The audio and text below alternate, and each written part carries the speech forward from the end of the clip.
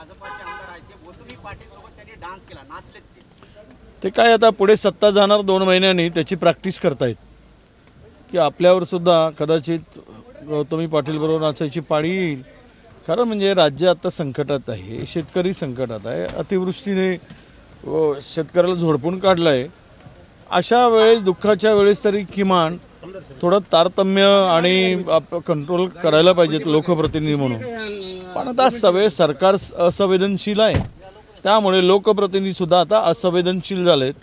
त्यांना जनतेच्या प्रश्नाशी आणि जनतेशी काही देणं घेणं उरलं नाही, अशी एकूण या सगळ्या परिस्थितीमध्ये आम्हाला दिसते. एसटी कामगारांचा दुसरा दिवस आहे संपाचा, अजून तोडगा काय निघाला नाही. एसटी कामगारांच्या संपासंदर्भात आम्ही ज्यावेळेस सत्तेमध्ये होतो त्यावेळेस त्याचं केवढं मोठं राजकारण करून हे आंदोलन चिघळवण्याचं काम केलं.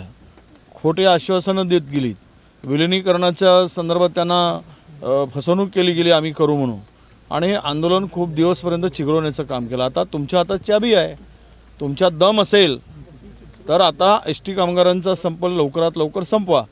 कारण आता सणासुदीचे दिवस आहेत, गणेशोत्सव आहे, आणि सामान्य माणूस किंवा मध्यमवर्गीय माणसाची ही एक आपण प्राणवाहिनी म्हणतो एस टी म्हणजे. आणि हा संप आत्ता ज्या परिस्थितीमध्ये सुरू आहे, सरकारने तोडगा काढावा. आमचा पाठिंबा संपाला आहे, आणि त्या मागण्या त्याही वेळेस होत्या आणि आत्ताही आहेत. पण त्यातील अनेक मागण्या अशा आहेत की त्या सहज राज्य सरकार सोडू शकेल, पण त्यात इच्छाशक्ती त्यांची पाहिजे. महाविकास आघाडीच्या काळामध्ये एसटी महामंडळाला कर्मचाऱ्यांना पाठिंबा दिला होता आणि आता विरोध करतात. नाही, ते डुप्लिकेट लोक आहे. ते तीनही लोकांची नौटंकी त्यावेळेस किती होती सगळ्या महाराष्ट्राने पाहिलं. ते त्रिकूट होतं त्यावेळेस सत्ताधाऱ्यांच्या ताला, म्हणजे त्यावेळेच्या विरोधकांच्या आणि आत्ताच्या सत्ताधाऱ्यांच्या तालावर नाचणारं हे त्रिकूट होतं, हे महाराष्ट्राने पाहिलं आहे. त्यामुळे ह्यांच्याकडून बाकी अपेक्षा ठेवणं गैर आहे.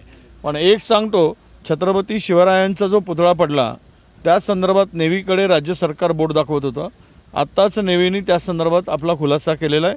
पुतळा जरी उभा केला, पुतळा उभा होत असताना आम्ही मदत जरी झाली तरी त्यांच्या मेंटेनन्सचं काम हे राज्य सरकारकडे होतं. राज्य सरकारने ते बघायला हवं होतं, आणि पुतळा उभारणीमध्ये सुद्धा राज्य सरकारची त्यावेळेस मदत होती, हे आता स्पष्ट केलेलं आहे. त्यामुळं मला वाटतं की महाराजांचा पुतळा पडण्यामध्ये ज्या परिस्थितीमध्ये माहिती होती की हा पुतळा हलतो आहे, हा पुतळा टिकाऊ नाही, जंगलेला आहेत पायाच्या ठिकाणी, तर राज्य सरकारची अक्षम्य चूक आहे, आणि म्हणूनच महाराजांचा तो पुतळा कोसळला आहे. साहेब, भाजपाचे नितेश राणे मस्जिद शिरून मुस्लिमांना मारण्याची धमकी देतात आणि भाजपाचे हजे आराफत त्यांना आव्हान देतात, काय सांगा? नाही, हे राज्यात दंगली घडवून, कारण निवडणुका महायुतीचं भ्रष्ट सरकार हारतं आहे, निवडणुका त्यांच्या हातातून गेलेल्या आहेत. पराजय समोर दिसताना आता दंगली भडकवणं आणि धर्मामध्ये तेढ निर्माण करून मतांची पोळी शेकणं हा एकमेव धंदा या वक्तव्यातून दिसतो आहे. मी गृह खात्यांना आवाहन करतो आहे, आम्ही पत्रही पाठवलं आहे की तुम्ही असं वक्तव्य, भडकाऊ वक्तव्य करणारा, 2 समाजामध्ये भांडण लावणारं, 2 समाजामध्ये तेढ निर्माण करणाऱ्या लोकप्रतिनिधीविरुद्ध तुम्ही कारवाई करणार आहात की तुमचा मुका पाठिंबा आहे, तुम्ही यांना पाठिंबा दिलात की कारवाई करणार, याचा खुलासा गृहमंत्र्यांनी आणि गृह विभागाने केला पाहिजे.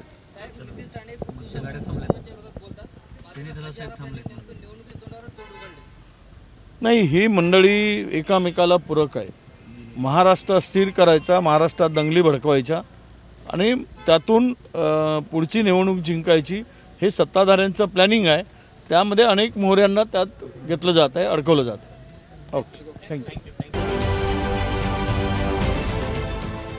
देश विदेशातील प्रत्येक घडामोडींचे लाईव्ह अपडेट मिळवण्यासाठी आता साम टीव्हीच्या सर्व सोशल मीडिया प्लॅटफॉर्मला लाईक, फॉलो आणि सबस्क्राईब करा. तसंच सर्व नोटिफिकेशनसाठी बेल आयकॉन प्रेस करायला विसरू नका.